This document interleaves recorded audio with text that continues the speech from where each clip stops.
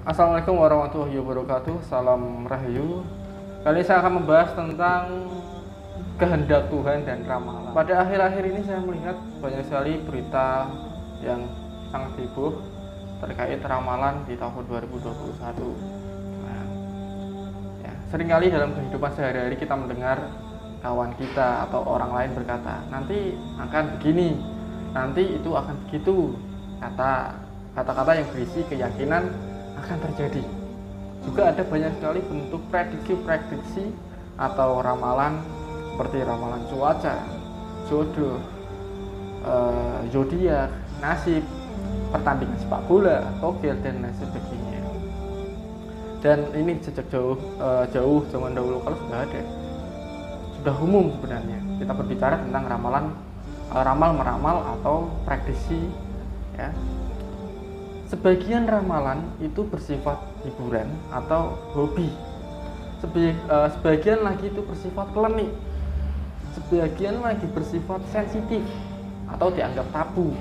Sering ditentang dan dikatakan mendahului kehendak Tuhan. Nah, ini yang menjadi pertanyaan saya. Apa benar manusia bisa mendahului kehendak Tuhan? Nah, hebat sekali ya manusia itu bisa berbuat begitu. Dan bagaimana bisa ada istilah manusia bisa mendahului kehendak Tuhan? Apakah manusia benar-benar tahu kapan Tuhan berkehendak dan Tuhan berkehendak apa? Inilah yang menjadi polemik dan ini selalu diungkapkan. Tetapi saya yakin sebenarnya istilah itu tidaklah dimaksudkan begitu. Itu hanya pengaruh dari dogma dan doktrin agama saja. Karena manusia terlalu mengagungkan atau mengkultuskan agama. Namun, walaupun banyak ramalan dan perkiraan-perkiraan yang bersifat baik dan positif, supaya manusia bisa merencanakan jalan hidupnya dengan lebih baik.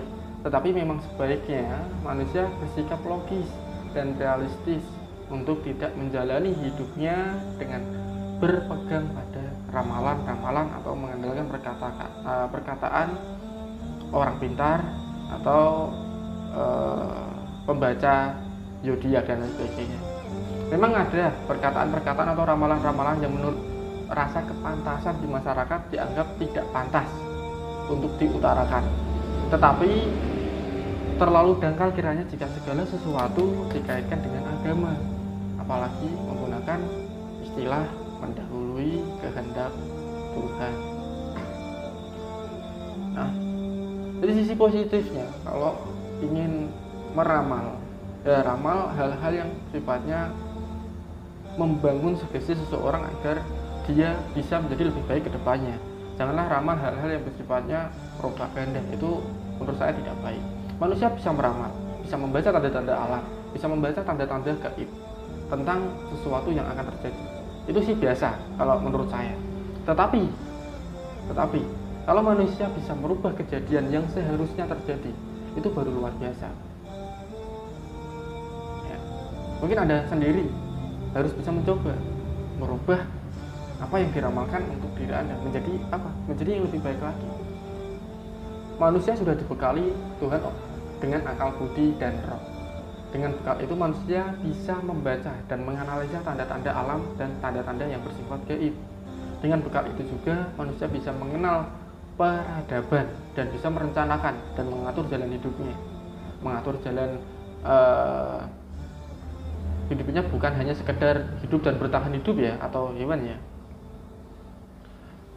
Juga ada hakikat yang mendasar dari prediksi-prediksi dan ramalan, yaitu kalau dalam bahasa Jawa itu eling lan waspodo, supaya manusia selalu waspada dan hati-hati, supaya selalu berhati-hati dalam perilaku perbuatannya dan berhati-hati atas akibat perbuatannya, supaya memperhatikan nasihat-nasihat dan petunjuk yang berguna untuk kehidupannya, dan supaya memperhatikan peringatan-peringatan yang ada di dalam ramalan dan petunjuk. Nah, dengan memperhatikan ramalan atau prediksi, manusia dapat menentukan banyak peluang dan kesempatan, yang mana nantinya bisa dimanfaatkan untuk kehidupannya, tentunya pasti yang lebih baik lagi. Jadi seperti itu. Ramalan kalau menurut saya sih boleh-boleh saja jika itu bersifat baik, entah itu bohong ataupun tidak. Tapi kalau sifatnya baik, mensugesti orang agar merubah hidupnya lebih baik lagi, silakan. Dan membuat orang tuh lebih eling waspada, dalam artian berhati-hati untuk tidak melakukan kesalahan-kesalahan fatal, itu tidak masalah. Tapi kalau hal-hal yang memang rasanya itu propaganda dalam arti banyak orang, apalagi lingkup negara, itu ya sudah lewat dari jalur. Kiranya cukup sekian pembahasan dari ramalan dan kehendak Tuhan. Kiranya bisa menjadi motivasi untuk kita semua agar kita selalu eling waspada terkait apa yang akan terjadi di masa depan, dan jika bisa lakukan yang terbaik untuk merubah hal-hal yang kita sudah teramalkan tidak baik. Semoga bermanfaat video dari saya. Salam Rahayu. Wassalamualaikum warahmatullahi wabarakatuh.